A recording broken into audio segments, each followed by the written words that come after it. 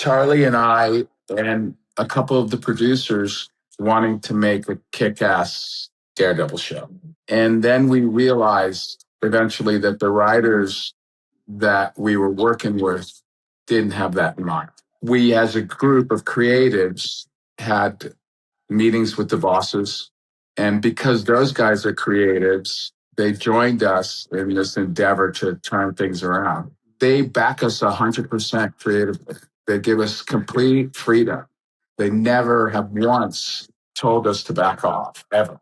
They just keep saying, make it better, make it better. Hi, ladies and gentlemen. Today we are joined with the wonderful, the legend, Vincent D'Onofrio, and couldn't be more excited. And Coy has, of course, met Vincent before, all the way back at MegaCon, so I'm happy to just be part of this trifecta today with the three of you guys.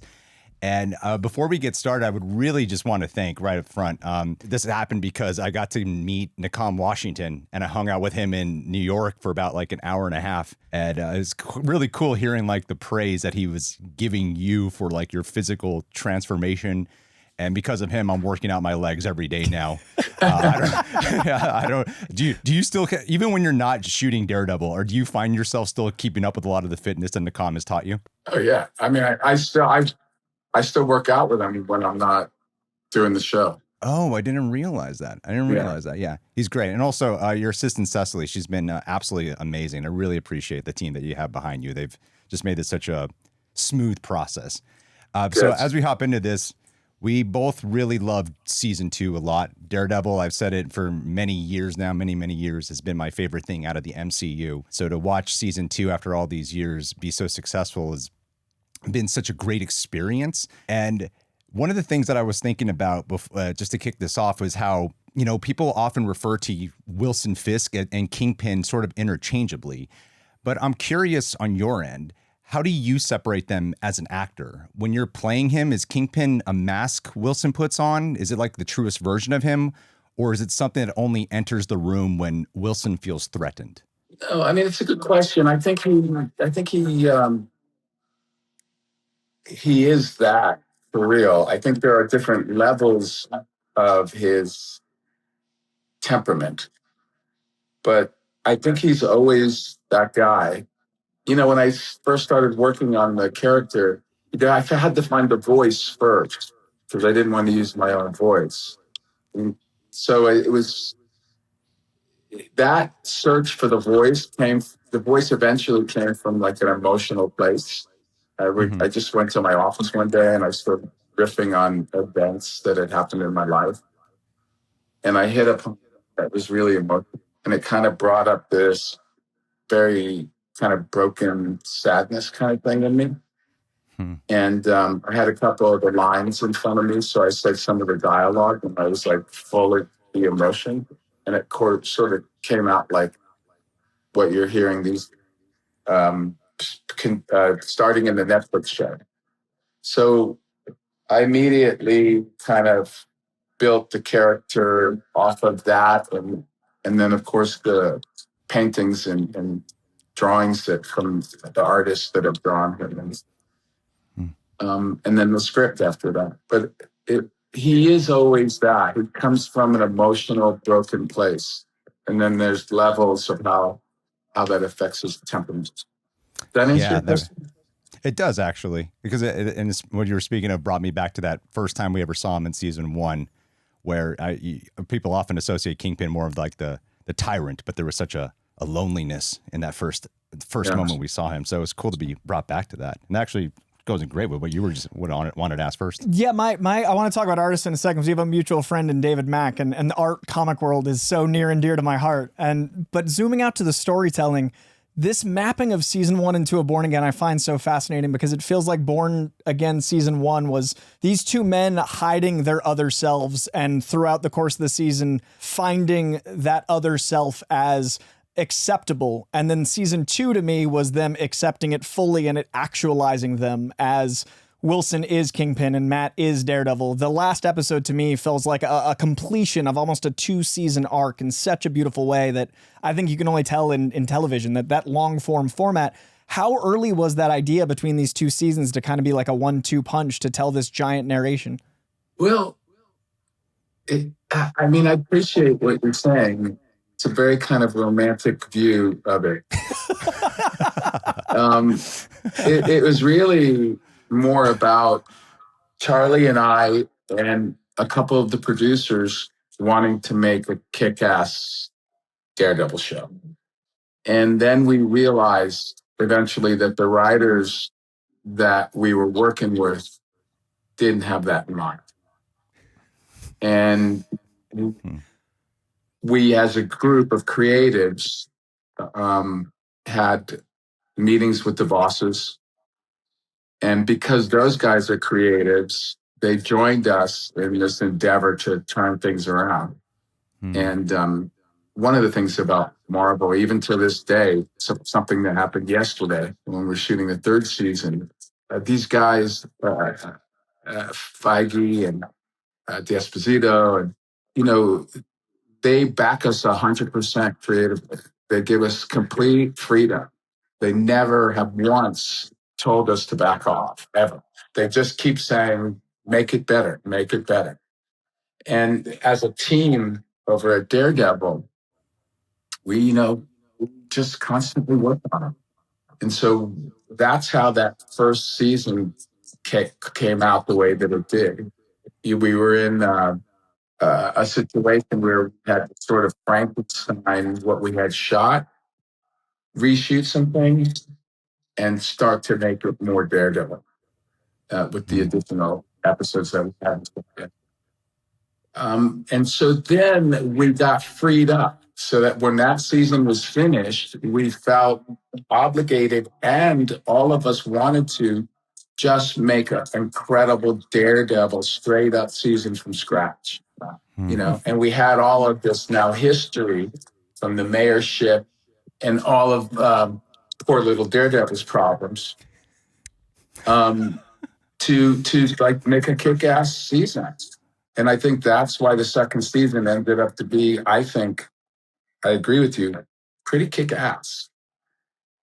And now in the third season, we have a whole new challenge ahead of us, and we're working our butts off right now, like really, like intense. There's going to be a lot of action in the third season, and emotional journeys as well. So, I can back off and see that kind of romantic view, but if you want me to be completely honest and completely get you a feeling of what happens in the background, that's the version that's really what played out. It's interesting to hear so directly because when you and I had done a MegaCon panel, it was in 2023 and things were in flux. And we were very much not able to have discussions about the present at all because the present was like a big shrug. And so I guess the lemonade out of these lemons is there's an embracing of self that had to come that I think translates even beyond the story because you guys had to be born again. Yeah, spot on. Yeah, you're spot on. Yeah. Actually, I want to sidestep and say we did not want to ask any questions about season 3. So we thank you for hyping up season 3 for us. Just that much the more. Marvel snipers. I'm like, this is safe. He has acknowledged it, and the audience is happy. Yeah, because wow, that I was. No, we are well into it, and we are trying our hardest to make it different than the other two, but at the same super Daredevil-esque. Well, the attention to detail that you guys have paid attention to on the evolution, as we've been talking about, and you mentioned how a lot of this, the grounding with Wilson Fisk started with the voice. And I've heard you speak about the development of his voice quite a bit. And it's like so synonymous with the character that people even sometimes love doing impressions of it. And it got me thinking about how in episode 5 of season 2, we go back to the first time we actually met Wilson. And when you look at this version of Fisk compared to who he is now, how do you think his voice has actually changed? Not just technically, but psychologically as well. I think that he's carried his aura to being a king. And so he has a more articulate way of speaking. And he's also older. So there's an age to him now than there wasn't in the original Netflix series, which I think is really fun to play. And I think he has this kind of overall feel of he hasn't been on the rise for a while. He's been right there at the peak, and he's living that way. It has changed him, I think, in subtle ways, some, and then I think in extreme ways. He's killing more than he ever killed before. There's a lot of people going down, whether he's doing it with his own hands or other hands. So that's taints him in a kind of awful way. It also taints Vanessa as well. So, I think if you're talking about change, I think it's that. I want to zoom from the internal work to the external work. I'm a 50 to 70 comic a week reader. It's my full-time job, and it is the biggest passion I've had since I was 2. Yeah, and in seeing these characters come to life is so unique as someone that used to hide their Spider-Man shirt, and now it's the culture. And to me, there's so much of the art influenced on the external work you're doing. I see John Romita Sr., I see Ron Garney, I see the reverence in David Mack's beautiful kabuki art. Is there any bit of you that when you're studying the physicality in, say, like, a fight choreography scene, or if you're finding like an emotional through line, do you reference the art as a storyboard? Do you have like an anchor to any artist? Well, I have an anchor to David and to Bill. Like both of them have been a real influence. And so I would say in the Netflix series, definitely more so I was depending on the comics. And then just for like posture and just that kind of feel, like what you were just saying, actually. So, but these days we have this story now that we have to tell that's become, it's our show is what it is. And it's a story. And that's influencing a lot of what I do these days. The intense posture that he has and the way that he experiences emotion and stuff always reaches back to what we did in the Netflix series. There were times I remember when I killed Uric. It was a very emotional thing. He was freaking out on top of him while he was choking. He was sort of like crying and had this kind of incredible, intense brutality combined when he was choking him out. And it's that kind of emotional thing that I've kind of run with when it comes to Kingpin for all these years now. I think that influences a lot. I think that's influenced a lot by the art. And also the way he was drawn and the feel of his kind of mystique that he has. It's a very dangerous mystique. I don't think I could have ever created a character on my own like that without these great artists and writers before me, for sure. There's no way. So I constantly looking back at their art, have it all over in my study. And yes, it's still a great influence. As a comic fan, it translates, because when Kingpin walks in the room, it's more terrifying than anyone in a suit or anyone like Scorpion or Rhino. There's a regality, and it translates from your reverence for it. It's beautiful. Oh, cool. Well, with the comic influences, there was this thing I really noticed in these past couple seasons that I talked about with some friends, is how, at least on our end, it feels like we see Wilson laugh more. And even in the finale, before the big violence explodes, there's that playful boo moment. And it's terrifying because it feels like humor and rage seem to come from the same place within him. What do you think Wilson Fisk actually finds funny? And what do you think like his sense of humor is telling about him? It's hard to call it humor, though. But I think he just thinks that most people are pathetic. And he plays with them like he would a puppy. And I think the only one that he doesn't do that with is Daredevil. But I think everybody else, including Karen Page and anybody else that tries to obstruct what he's trying to do, he considers it a toy that a cat would bat around. You know? Yeah. And the things, all those little things that come in between the stuff when we're fighting and stuff, that's all kind of improvised. That's never written down or anything. Let's try one like this, or let's try one like that, or this could be really kind of cool and funny simultaneously. Like the Boo thing, I thought would be not only funny, but I thought it would be kind of cool. It was a perfect opportunity. The door opens, Boo, and then punch him. It's like, it's just a simple thing, but we take chances like that. They're not like incredible big chances or not going to ruin the show or anything, but we hope that we add little nuances that help, because sometimes a little breath in between a bunch of violence when we're depicting it on the show is a good thing. No, yeah, that Boo actually doesn't even feel out of character for where Wilson's at that moment in time. So it is like a cool dark sense of humor. And also it lends this thing to the show, because we are a more grounded kind of superhero show. It also tells the audience, we do sometimes wink, wink at the audience. Yeah, those winks can be a lot of fun. And you were speaking about the level of Matt Murdock here. The thing that's been on my mind for a long time, this is a question, if there's any question I actually really wanted to inquire about, I'm like, this is the one, is that there's so much emphasis put on Matt Murdock's relationship with God. Like there's guilt, mercy, judgment, punishment. And as someone who has interesting relationships with Catholicism growing up, it's something I've always been compelled by. And Wilson, he feels like this shadow side of that for Matt in some ways. He doesn't ask for judgment, though. He definitely delivers it. And I'm curious, when you play him, do you think Wilson Fisk has any relationship with God? Does he believe in something above him, or is control the closest thing he has to faith?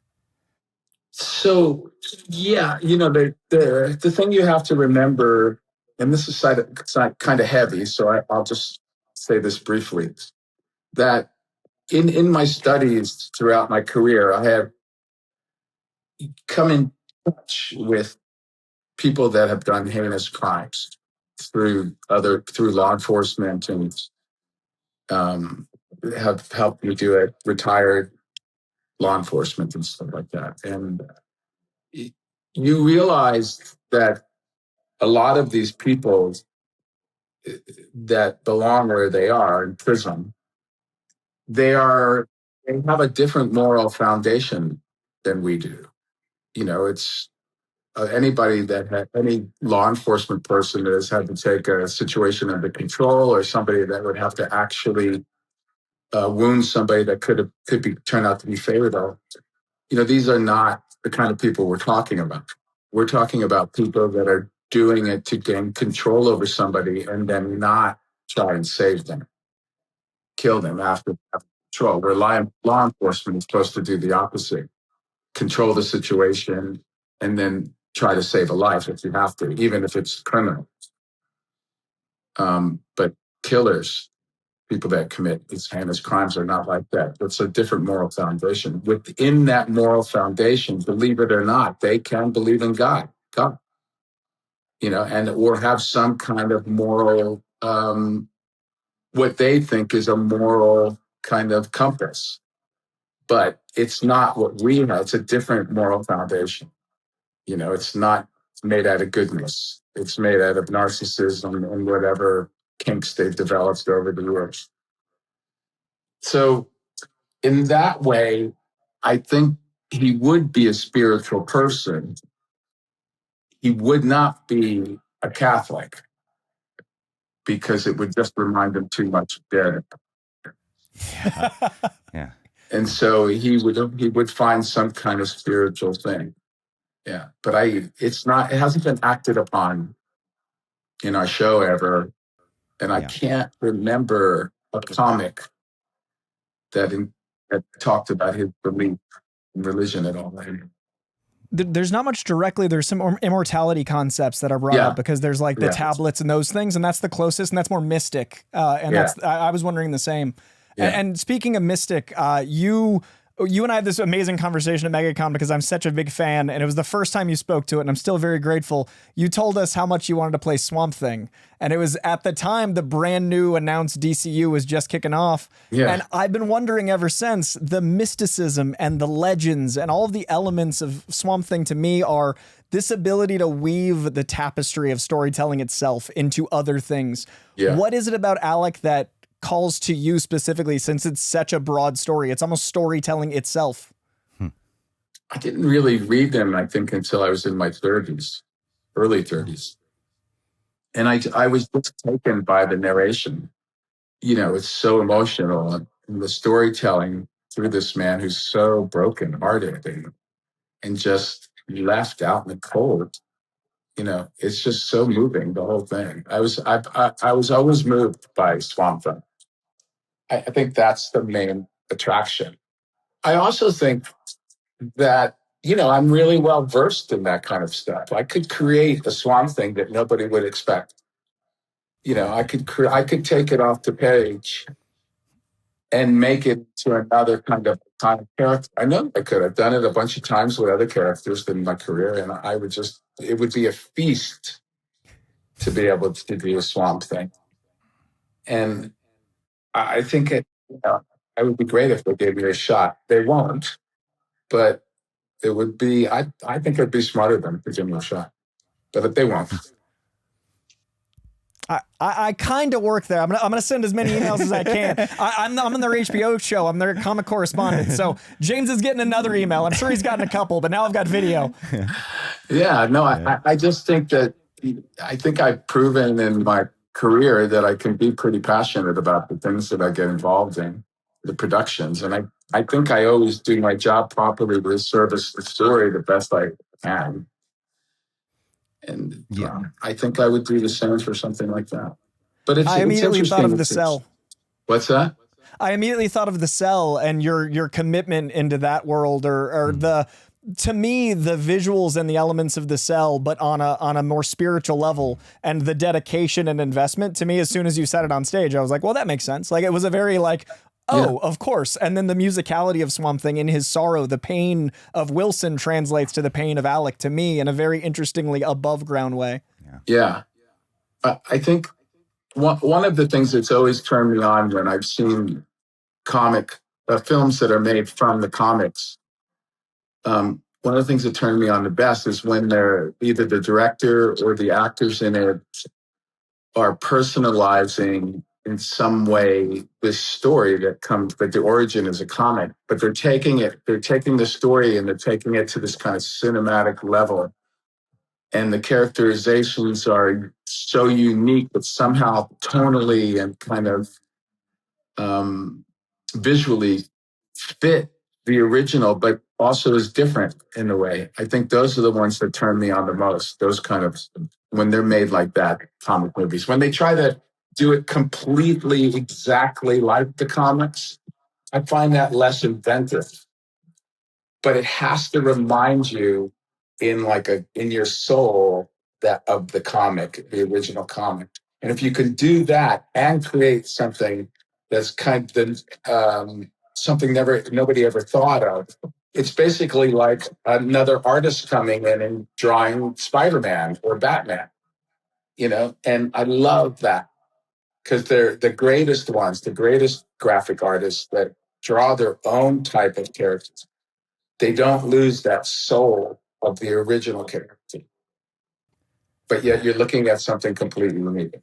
I love that. In that same vein, I completely agree, because the magic of comics to me is that you're sharing almost two souls. Like, I love movies and television, but it's many directors, writers, grips. There's so many names. And to me, an artist and a writer bearing their soul in a comic is so much closer to like the source. Yes. There's something so unique. And with you playing a character that is so synonymous to the power of comic books, to me, the Kingpin represents this ability to flow in and out of Spider-Man and Daredevil and TV and film. He works in so many mediums.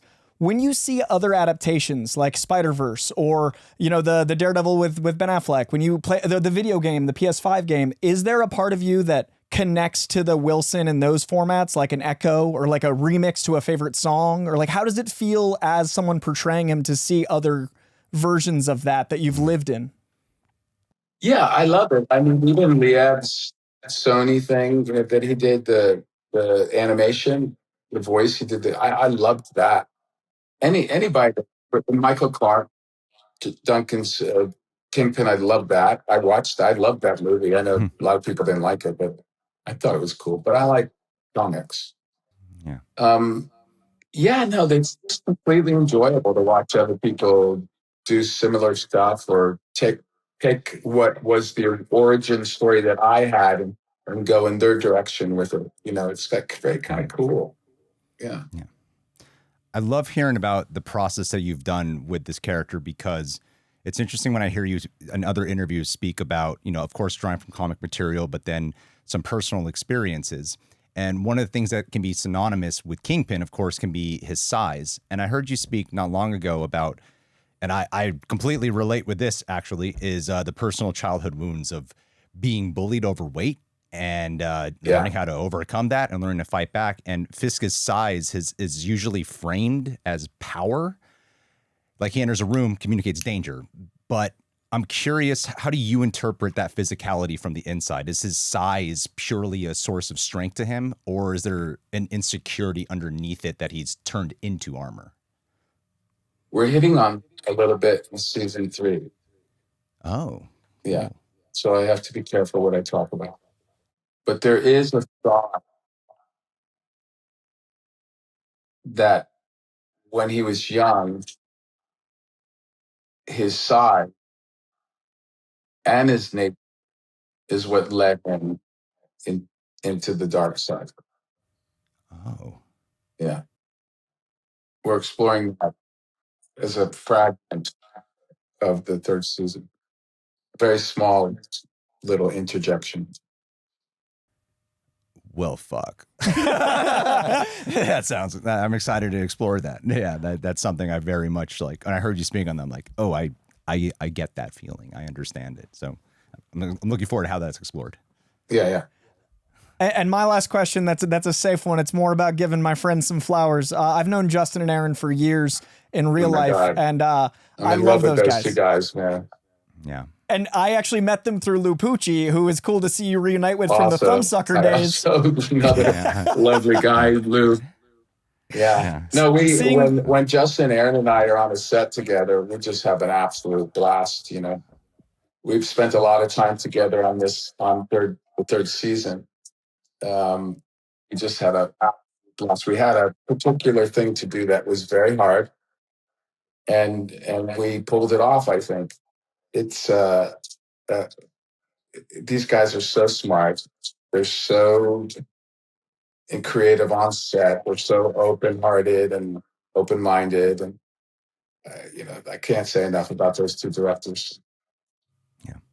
I'm so proud of them, and I was so happy after a full season of hearing Adam it being Lou in a cage. So I just wanted to give some love to those guys, and it's been an absolute honor, man. I love to hear that you're as big of a comic fan as it comes across. Seeing you play Thor before Chris Hemsworth was an honor back in the day, and now you are absolutely Kingpin, man. So it's wonderful to see a comic fan get to play in the sandbox we all dreamed of as kids, and I'm going to make some Swamp Thing calls as much as I can. Yeah. And if I can just add before we head out, you've been a part of my life since I was born, like from Men in Black. My mom introduced me to Law and Order Criminal Intent when it was airing. The Cell you brought up earlier, like you've just been part of it. And one of the things I loved about seeing your career so much is that a lot of people by this point, they might fade and you just seem to get more into the zeitgeist. And you continue to experiment, and it's been just so awesome to see your career get even more blossoming as the years have gone on. So thank you for your contribution. That. One of the things about talking to guys like you and meeting people at like conferences, is it. I don't really reflect a lot back on my career. I kind of move forward always. I feel like my creative side is still unfinished in a lot of ways, and I'm still trying to figure it out. And get it right. And so that keeps me pretty busy. And then I have children and a wife and a life. And when I things like you just said, and when I hear things from the fans that are similar in the way, that it makes me look back at my career. And it makes me look back at everything that everybody's taught me and everything I've learned and everything I've tried to execute. And it's a really, really nice feeling. So I appreciate you saying that very much. Huh. Well, thank you. Well, thank you for the generosity of your time and everything you've contributed today. Course. And thank you, Naqam and Cecily, one more time. You be well today. Thank you. I can't wait for season 3. Can't wait for season 3. Thanks so much for your time and your work, man. Never doing a boarding performance means a lot to us because we had to watch a lot of stuff. So when it actually is investable, it means a lot to us. Yeah. Well, that's good. I appreciate that. Awesome. Thank you, guys. Thank you, man.